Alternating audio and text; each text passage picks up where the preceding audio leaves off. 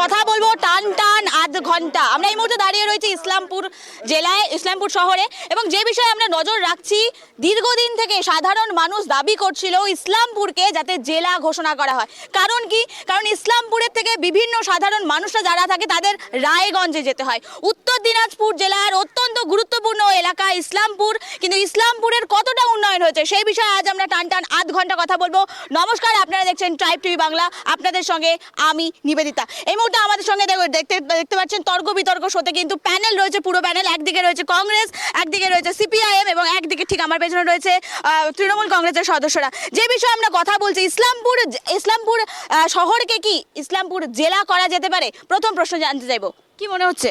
দেখেন, ইসলামপুর জেলা নিয়ে আমরা সেখানে একটা আমার কমিটি, আমি ইসলামপুর জেলা নির্মাণ কমিটির ব্লক কংগ্রেস প্রেসিডেন্ট। আমরা একটা কনভেনশনও করেছি ইসলামপুর টার্মিনাসে যে ইসলামপুরকে জেলা চাই। আমাদের 5টা ব্লক, করণদিঘি, চাকুলিয়া, গোয়ালপুকুর, ইসলামপুর অ্যান্ড চপড়া, এই 5টা ব্লককে আলাদা করে আমরা জেলা চাইছি। এটা বহুদিনের মানুষের দাবি, এখানকার সমস্ত ব্যবসায়ী থেকে নিয়ে সাধারণ মানুষের সবার দাবি। মমতা ব্যানার্জি একদিনকে চৌধুরী সাহেব এখানকার এমএলএ, তাকে তিনি ধমকি দিয়ে বসিয়ে দিয়েছিলেন। আমরা বলতে চাই যে আপনি বলেছিলেন যে ইসলামপুর থেকে রায়গঞ্জ যেতে কত সময় লাগে, কিন্তু মমতা ব্যানার্জি মুখ্যমন্ত্রীকে আমি বলতে চাই, আপনি কি ভৌগোলিক অবস্থানটা জানেন? উত্তর দিনাজপুরের যেখানে ইসলামপুরে, যে ইসলামপুর থেকে আপনার চপড়া এলাকায় যে সোনাপুর থেকে নিয়ে, আপনার কাছে এবার সিপিআইএম এর সদস্যদের জানতে চাইবো, কি মনে হচ্ছে যে ইসলামপুরকে কি জেলা করা যেতে পারে? দেখুন, বিষয়টা জেলা করা বা না করা না, বিষয়টা হচ্ছে ক্ষমতার বিকেন্দ্রীকরণ। বামফ্রন্ট হচ্ছে ক্ষমতার বিকেন্দ্রীকরণে বিশ্বাসী। 1, 2 হচ্ছে আমরা দেখেছি ইসলামপুর পুলিশ জেলা হয়েছে, কিন্তু এখন সমস্যাটা হচ্ছে যে সরকারের নীতিটা কি। সরকার টুকরো টুকরো করে 40টা জেলা বানাতে পারে, কিন্তু সমস্ত ক্ষমতা প্রশাসনকে যদি তার মতো কাজ করতে দেওয়া না হয়, উন্নয়নের কাজ না করে যদি তোলাবাজি করা হয়, পুলিশ প্রশাসনকে যদি নিরপেক্ষতা বজায় না রেখে তৃণমূলের নেতাদের কুক্ষিগত করে রাখা হয়, তাহলে 100টা জেলা করলেও পশ্চিমবঙ্গে কিছু হবে না। আমরা চাই ক্ষমতার বিকেন্দ্রীকরণ। এখানে যেমন হচ্ছে একটা এডিআই অফিস, আপনার হচ্ছে শিক্ষা আধিকারিকের ক্ষেত্রে একটা এডিআই অফিস এখানে দরকার। এখানে ইসলামপুর পুলিশ জেলা হয়েছে, কিন্তু হচ্ছে দিনে দিনে ইসলামপুর গোটা পুলিশ জেলার মধ্যে দিনে দিনে হচ্ছে ল অ্যান্ড অর্ডার হচ্ছে খারাপ হয়েছে, বোমা উদ্ধার, একেবারে বোমা উদ্ধার, একাধিক প্রসঙ্গ টানা হচ্ছে। সেক্ষেত্রে ইসলামপুর যদি আগামী দিনে জেলা ঘোষণা করা হয়, কতটা সুবিধা হবে কিংবা অসুবিধা হবে? দেখুন, জেলা সম্বন্ধে বলছি, একমাত্র আমাদের রাজ্যের মুখ্যমন্ত্রী মাননীয় মমতা ব্যানার্জি, আপনি দেখুন পশ্চিমবঙ্গের অনেকগুলো মানচিত্রে নতুন জেলার অবস্থান তৈরি করে দিয়েছেন। কালিম্পং জেলা হয়েছে, মুখ্যমন্ত্রীর অবদান। হ্যাঁ, ঝাড়গ্রাম জেলা হয়েছে, মুখ্যমন্ত্রীর অবদান। হ্যাঁ, এখানকারও তো দাবি তো এখানেও তোলা হয়েছে। বলতে দিন আমাকে। হ্যাঁ, প্রশ্ন হচ্ছে পশ্চিমবঙ্গে কতগুলো জেলা ছিল আর কতগুলো জেলা হয়েছে, এবং জেলা হওয়ার জন্য কতগুলো বিশ্ববিদ্যালয়। আমার প্রশ্ন হচ্ছে ইসলামপুর কি জেলা হবে? আমরাও চাই ইসলামপুরে জেলা হোক। আমাদের বিশ্বাস মুখ্যমন্ত্রী ঠিক সঠিক সময়, হ্যাঁ, পরিকাঠামো গড়ে উঠলে সঠিক সময় তিনি সিদ্ধান্ত নেবেন, এবং আপামর সবার যেমন সুবিধা হবে আমাদেরও সুবিধা হবে।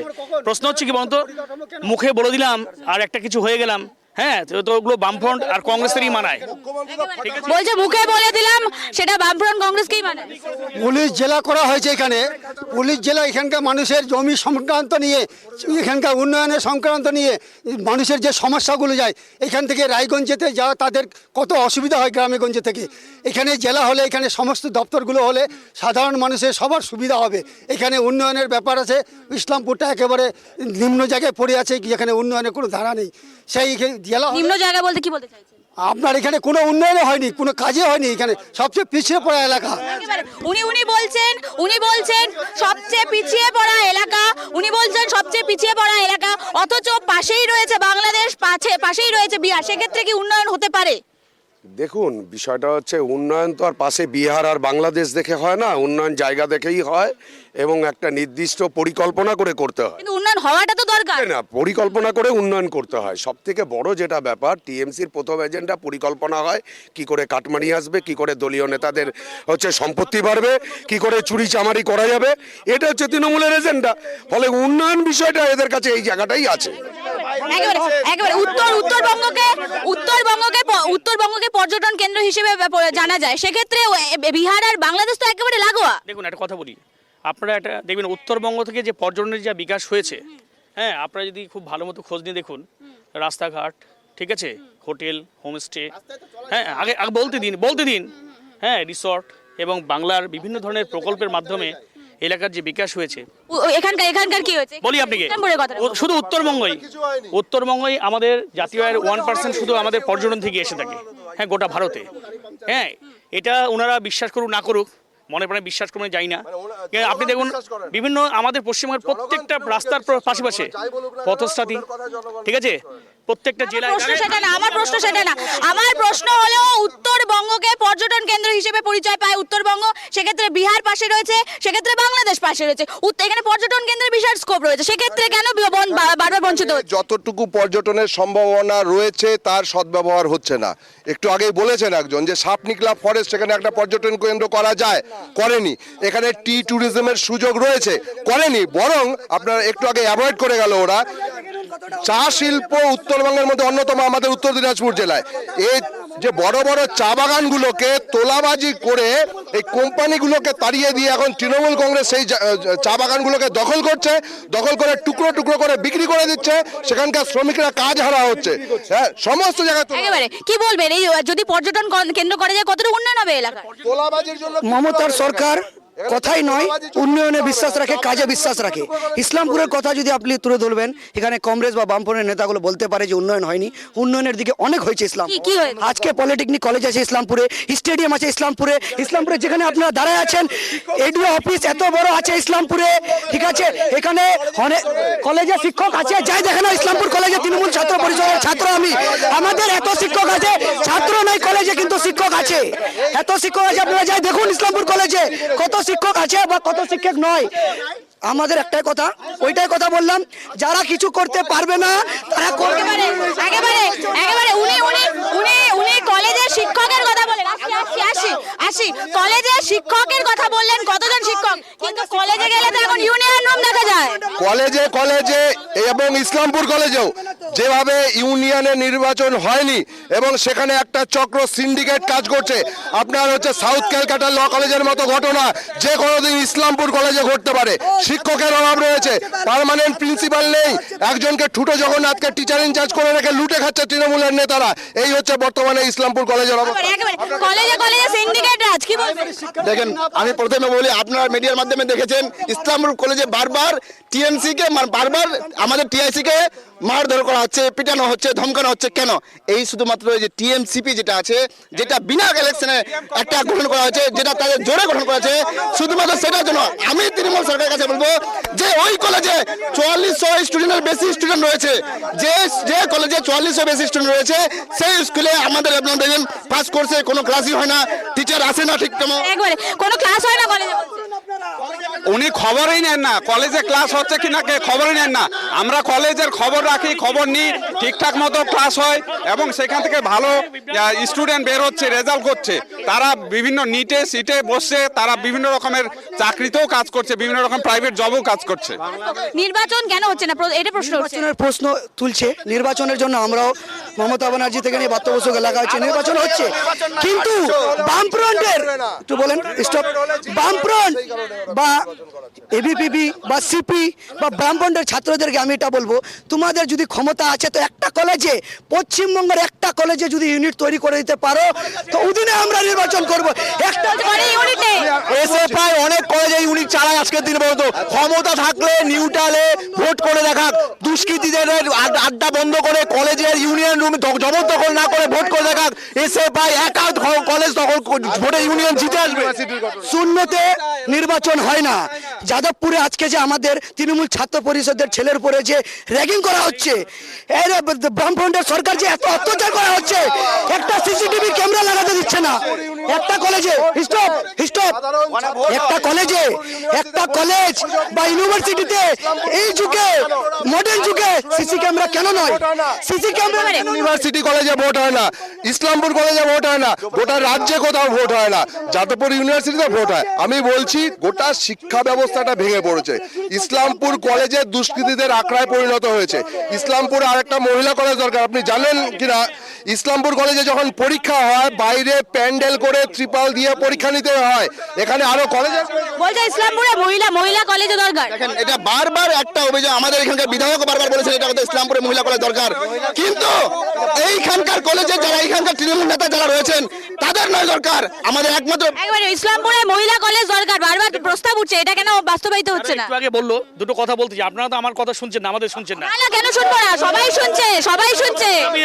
শুনুন, একেবারে না, প্রত্যেকে বলার সুযোগ দেওয়া হচ্ছে। বিরোধীদের জিজ্ঞেস করুন এই রাজ্যে কটা মেডিকেল কলেজ ছিল আর মমতা ব্যানার্জির কতগুলো হয়েছে, কতগুলো কলেজ ছিল, কতগুলো নতুন কলেজ হয়েছে, কতগুলো বিশ্ববিদ্যালয় হয়েছে, কতগুলো আইআইটি হয়েছে, কতগুলো নতুন করে পলিটেকনিক হয়েছে, আগে জিজ্ঞেস করুন। ছাত্রছাত্রীর পড়াশোনা করার জন্য স্টুডেন্ট ক্রেডিট কার্ড পশ্চিমবঙ্গের মমতা ব্যানার্জি চালু করেছে। আজকে কোনো স্টুডেন্ট বিজ্ঞান শিক্ষায় পিছিয়ে থাকতে পারবে না, তার জন্য ল্যাবরেটরি সব দিকে উন্নত হয়েছে। বেআইনি কথা বলে হচ্ছে আজকে একটা ল কলেজে একটা ল কলেজ যেটা আমাদের আইন বিচার করে, যেটা ভবিষ্যতে আমাদের বিচারও হতে পারে, আমাদের জাস্টিস নিয়ে কথা বলবে, তার উপরে এত অত্যাচার। আপনারা দেখেন টিএমসিপি ইউনিটের টিএমসিপি নেতার উপর এত অত্যাচার। এই মেয়ের যে অপহরণ, ওই মেয়ের যে রেপ করা হয়েছে, সেই মেয়ের ব্যবস্থার যে আপনাদের মুখ্যমন্ত্রী, মহিলা মুখ্যমন্ত্রী, তার বিচার কেন নিচ্ছে না মুখ্যমন্ত্রী? আপনি বিচার ব্যবস্থার কথা বলছেন, কিন্তু যারা বিচার করবে তারা তো সুরক্ষিত নয়। কে বললো সুরক্ষিত নয়? সুরক্ষিত তারা বিচার দিচ্ছে। কলকাতা হাইকোর্ট থেকে প্রত্যেকটা বিচারের রায় বেরিয়ে আসছে। তাহলে সেগুলো কি টিএমসির দাদাগিরিতে বেরিয়েছে না কংগ্রেসের দাদাগিরি থেকে বেরোচ্ছে? ওটা স্বশাসিত সংস্থা, তাদের ইচ্ছা অনুযায়ী, তাদের বিধান অনুযায়ী তারা রেজাল্ট দিচ্ছে, রায় দিচ্ছে। আচ্ছা, একেবারে উনি বিচার ব্যবস্থার কথা বলছেন, কি বলবেন? বলছি, পশ্চিমবঙ্গে আরজিকর আমরা দেখেছি একটা নারীর কিভাবে স্বাস্থ্য ব্যবস্থার কি অবস্থা আছে, ওখানে একটা নারী, একটা ডাক্তার নিরাপত্তা পাচ্ছে না।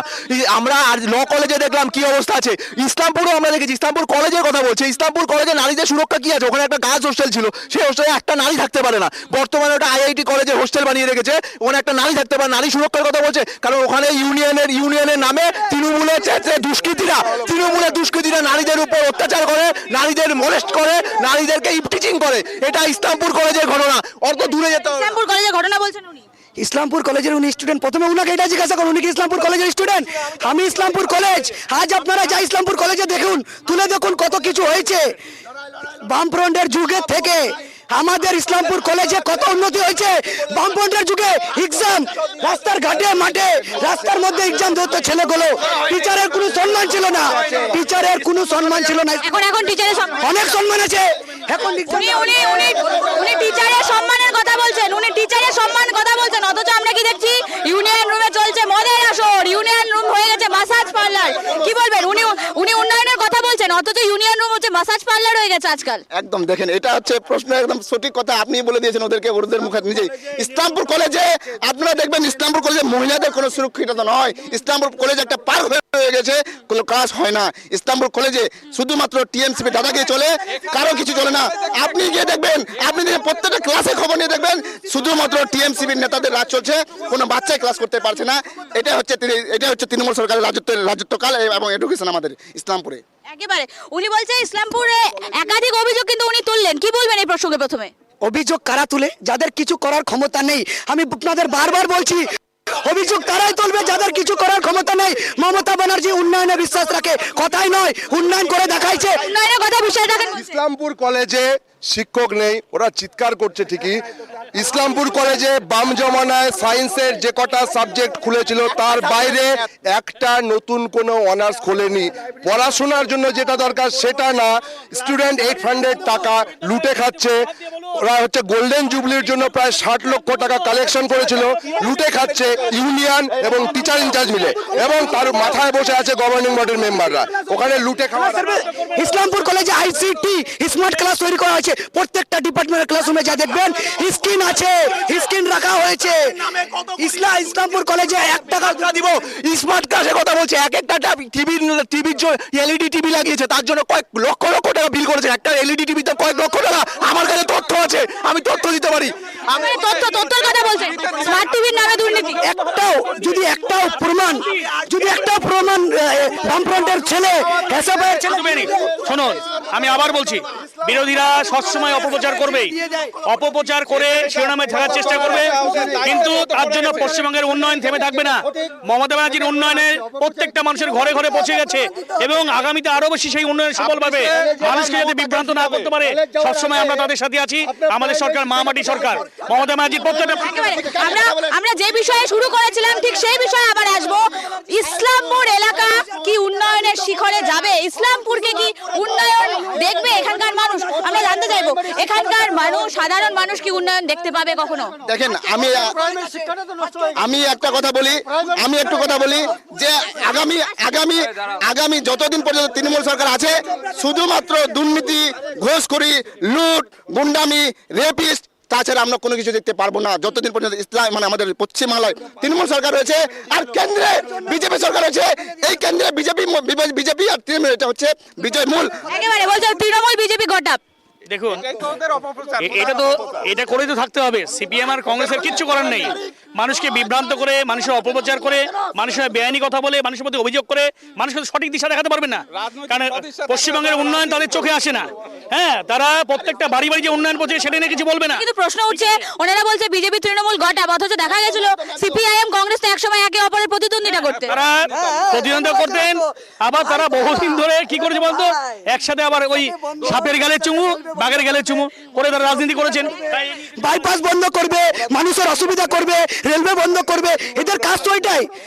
কংগ্রেস হোক বা সিপিএম হোক, এদের কাজ বন্ধ। দুজনেই তৃণমূলের, আপনি দুজন না, যে যারা বলছেন আমাদের দায়িত্ব সেই তাদেরকে তুলে ধরা।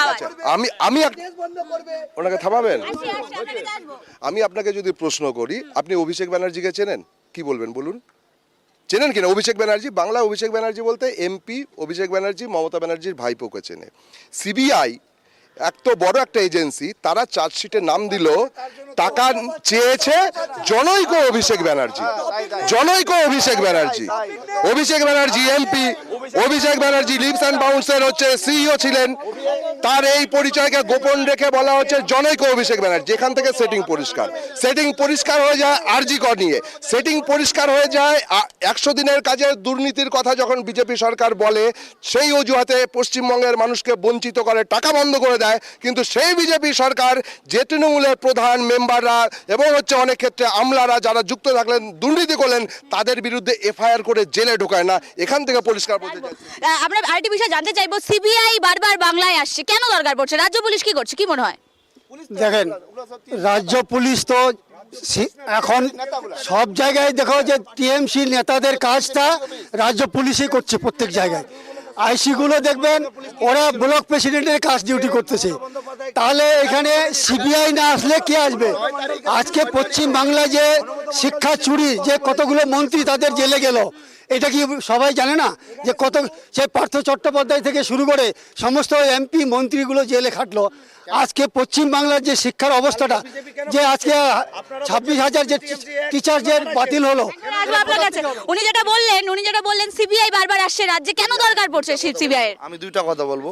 এনারা বলছে মমতা বন্দ্যোপাধ্যায় কিছু করেনি। আজকে বারবার উত্তরবঙ্গতে মমতা বন্দ্যোপাধ্যায় ভ্রমণ করছে, বারবার মমতা বন্দ্যোপাধ্যায়, 1 মিনিট আমাকে বলতে দাও, দার্জিলিংয়ে ভ্রমণ করছে মমতা বন্দ্যোপাধ্যায়। আজকে দিদি বারবার ব্যবসায়ী সমিতিকে, ব্যবসায়ী বড় বড় ইন্ডাস্ট্রিকে নিয়ে বসছে মমতা বন্দ্যোপাধ্যায়। ইসলামপুরের ব্যাপারে বলছি, আরজি করে যে ঘটনা ঘটেছে, অনেক আমরাও আছি সঙ্গে, কিন্তু ইসলামপুরে একটা মেয়েকে রেপ হয়েছিল যবে আলীনগর 4 নম্বর ওয়ার্ডে, সেই সময় বিজেপি সিপিএম কংগ্রেসের কোনো নেতা দেখা যায়। চুপ করে রাখেন, আমরা ছিলাম, আমি মেয়েকে নিয়ে যাই পোস্টমর্টম করাইছি, বিহার গিয়েছি, আমরা টিএমসির কাউন্সিলর গিয়েছে, এনারা কোনো কেউ দেখা যায়নি। বাইরের ঘটনা নিয়ে এখানে বড় বড় কথা বলবে, ইসলামপুরে রেপ হবে, কোন জায়গায় এই দুইটা নেতা দেখা যায় না। ইসলামপুরে রেপ পুলিশ যে কাজ করতে দিচ্ছে না, পুলিশকে তৃণমূলের নেতা যে পুলিশ কি করে কাজ করবে? আপনি দেখেছেন বোলপুরে অনুব্রত মণ্ডল আইসিকে কি ভাষায় গালাগালি করছে, মা বোনকে নিয়ে গালাগালি করছে। আজকে সেই পুলিশকে এরা ধমকি দিয়ে, তাদের চাকরি খেয়ে নেওয়ার ধমকি দিয়ে, পুলিশকে ভয় দেখিয়ে এরা চাপে রাখতে চাইছে আইন শৃঙ্খলা। পুলিশ মন্ত্রী ভয় দেখাচ্ছে, পুলিশের তৃণমূলের নেতা মন্ত্রীরা সবাই তো ভয় দেখাচ্ছে, পুলিশ সঠিকভাবে কাজ করতে পারছে না। তো একেবারে যেমনটা উনি বললেন, পুলিশ মন্ত্রী পুলিশকে ভয় দেখাচ্ছে। একটা কথা বলি, বিরোধীদের কাজই হচ্ছে অপপ্রচার করা, বেআইনি কথা করা, বলা, বাজে কথা বলা। দেখুন, রাজ্যের পুলিশের ওপর আস্থা রাখতে শিখুন। রাজ্যের পুলিশ যথেষ্ট তাৎপর্যের সাথে কাজ করেছে। আরজিকর কাণ্ডের মেন একুশকে পুলিশই অ্যারেস্ট করেছিল। রাজ্যের পুলিশ বহু সমস্যার সমাধান করেছে। কিন্তু আমার প্রশ্ন হলো, রাজ্যে সিবিআই কেন আসছে? রাজ্যে সিবিআই কেন আসছে? রাজ্যে সিবিআই আসছে, তার কারণ হচ্ছে বিরোধীরা অপপ্রচার করে ভাবছে রাজ্যের পুলিশকে ছোট করার চেষ্টা করছে। কিভাবে থাকে পশ্চিমবঙ্গের রাজ্য থেকে রাজ্যের পুলিশ সামনে বদনাম করে, তারা বুঝতে পারছেন এই রাজনৈতিক দলের অবস্থা কেমন। এই রাজনীতির কি এই 34 বছর পুলিশ কাজ করছে, হারবাদ বলে পুলিশ কাজ, হ্যাঁ শুনুন, পুলিশ কাজ করছে, পুলিশের ভরসা রাখুন, পুলিশ সুন্দরভাবে কাজ করছে। বলছে অপপ্রচার চলছে। পুলিশের উপরে মানুষের ভরসা নেই। যে কোনো ধর্ষণের ঘটনা ঘটলে মমতা ব্যানার্জি আগেই বলে দিচ্ছে ওটা প্রেম গঠিত ঘটনা, ও প্রেগনেন্ট ছিল, অর্থাৎ পুলিশকে আগেই বলে দেওয়া হচ্ছে এই তদন্তের পরিণামটা কি করতে হবে, রেজাল্টটা কি দিতে হবে। পুলিশ আরজি করেও তাই স্বাভাবিকভাবে সিবিআই এর দাবি করতে হচ্ছে। এবং আপনারা দেখবেন সিবিআই এমনি আসতে পারে না যতক্ষণ না মুখ্যমন্ত্রী স্বরাষ্ট্রমন্ত্রী অর্ডার করছে। বাধ্য হয়ে হাইকোর্টের মাধ্যমে সিবিআইকে আনতে হচ্ছে এবং সিবিআই এর যে ভূমিকা সেটাও কিন্তু হচ্ছে সঠিকভাবে না। আপনি লক্ষ্য করবেন যেই কয়েকজন সিবিআই তদন্ত ফলে জেলে আছে সবটাই হাইকোর্টের তত্ত্বাবধানে যেগুলো তদন্ত হয়েছে সেই কেসগুলোতে জেলে আছে, কিন্তু সিবিআই কিন্তু হচ্ছে পারতপক্ষে তৃণমূলের নেতাদেরকে বাঁচানোর চেষ্টা করছে। আরজি করে না হলে এতদিন উনি তো বলছে সিবিআই তৃণমূলের নেতাকে বাঁচাচ্ছে। রাজ্যের পুলিশের উপর কোনোদিন বামফ্রন্ট ভরসা করতে পারবে না, কারণ বামফ্রন্ট আমলে পুলিশের যে অবস্থান ছিল একবার সেটা ভেবে দেখেছে। আমরা রাজ্য পুলিশের উপর ভরসা করি, রাজ্য পুলিশ নিজের মতো কাজ করছে, অসাধারণ কাজ করছে, আমরা তাদের সাথে আছি, পাশে আছি। কিন্তু এইরকম করে পুলিশকে যদি অপপ্রচার করার চেষ্টা করে, অপপ্রচার চলছে। আমি একটা কথা বলি, দেখেন ইসলামপুর সাব ডিভিশনের কথা বলি। ছগড়িয়ার একটা ঘটনা ঘটেছিল, একটা বাচ্চাকে এখান থেকে নিয়ে কলকাতায় গিয়ে যেভাবে বাচ্চাটাকে মারা হয়েছিল, সেই বাচ্চাটাকে মারা হয়েছিল, সেখানে পুলিশ কি করছিল? পুলিশ খুঁজতে পারেনি আজকে পর্যন্ত। ওই সায়েন্সকে অ্যারেস্ট করার পর পুলিশ তার কাছে কথাটা বার করতে পারলো না। তার মানে পুলিশ কি নির্ভয়, পুলিশ কি কমজোর? তাহলে পুলিশ কেন করতে পারছে না? এই তৃণমূল সরকার পুলিশকে চাপিয়ে রেখেছে যাতে ওই কথাটা না তুলে আনা হয়, এবং বাচ্চাকে খুঁজে পায়নি। বাচ্চা নিজে তৃণমূল চাপিয়ে রেখেছে পুলিশকে, এমনটা অভিযোগ। সর্বপ্রথম যবে এই ঘটনাটা ঘটে ওখানে আমাদের ব্লক সভাপতি জাকির হোসেন ওনাদের বাড়ি যায়।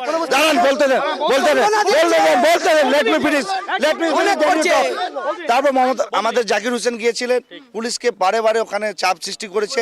আমিও মিডিয়ার সামনে বলেছি শীঘ্রই পাবেন। হ্যাঁ, ওই বাচ্চাটা বানারস চলে গেছিল, বাচ্চাটাকে বাইরে থেকে নিজে আসছে।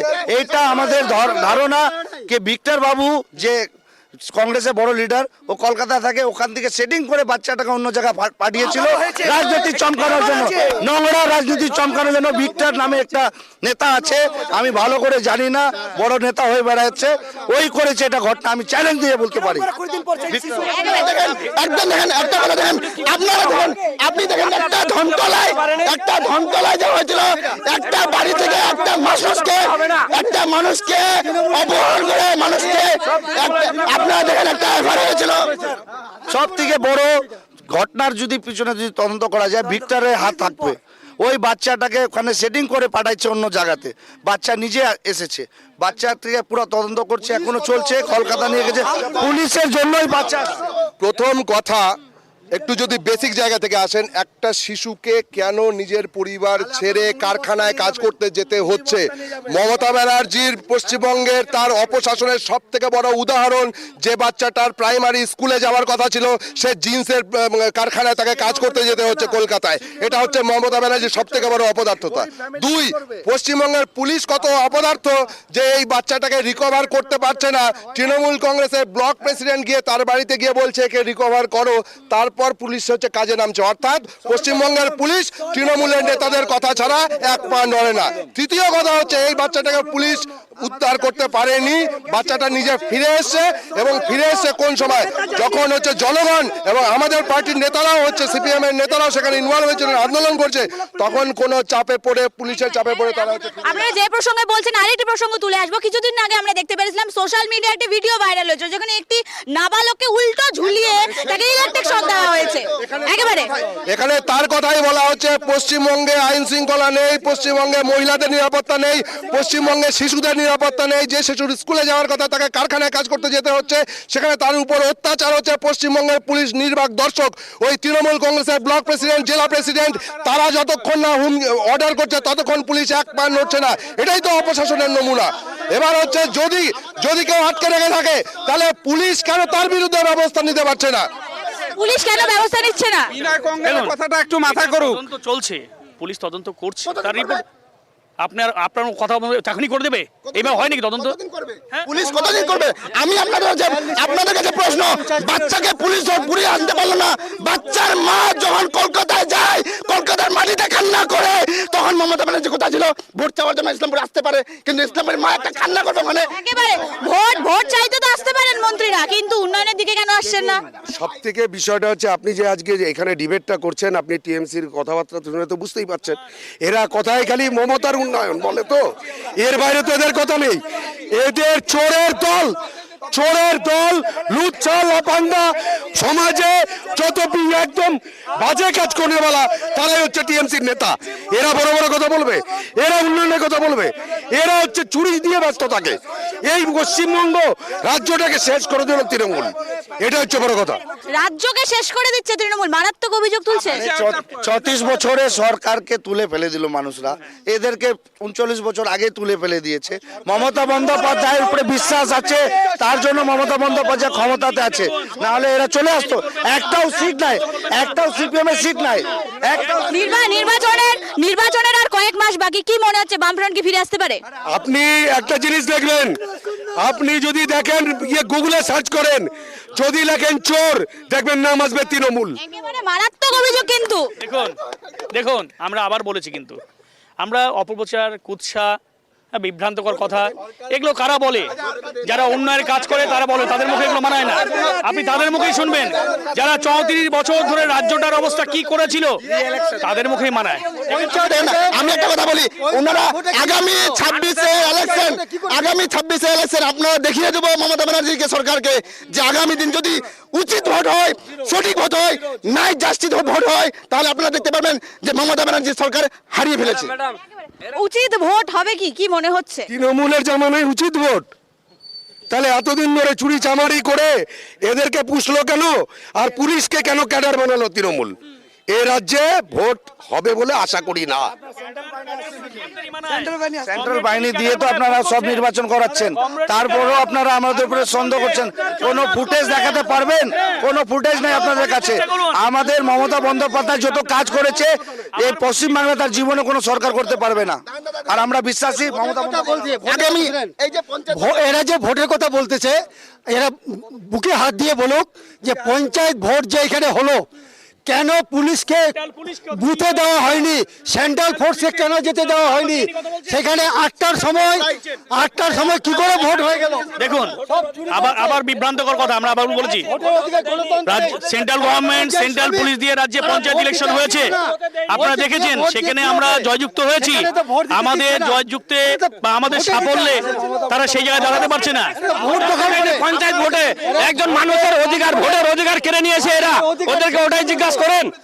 একবার যদি সহযোগিতা ভালো করে ভোট হয়ে যায়, আগামী এই যে পঞ্চায়েত ভোট গেল, চোপড়ায় দেখবেন একেবারে যে বিষয়ে আমরা শুরু করেছিলাম, ইসলামপুর এলাকা জেলা কি হতে পারে?